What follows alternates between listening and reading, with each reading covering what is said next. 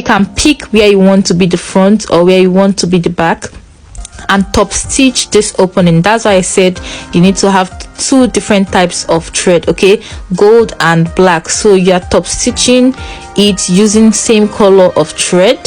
So after doing that, you're going to get a band, okay. This band is about 60 inches, okay, and the width is about 4 inches. So by the time I sew it using half an inch, I'll be having 3.5 inches. So you can make your own 3.5 inches so that by the time you are done it will be 3 inches.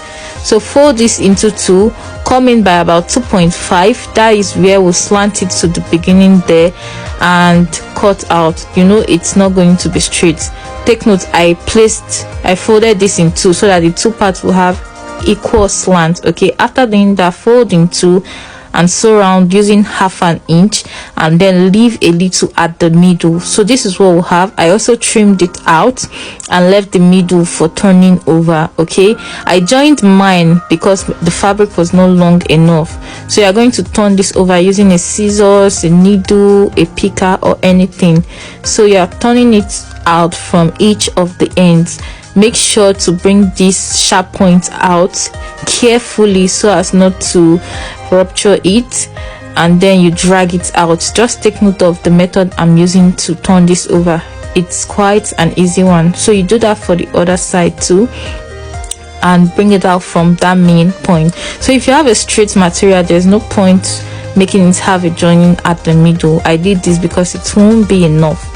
So we are going to be folding this into iron and then top stitching using same black thread, okay. This time around, don't add a gold thread, just make sure everything is black. So this is what we have after ironing it out and folding it in, okay.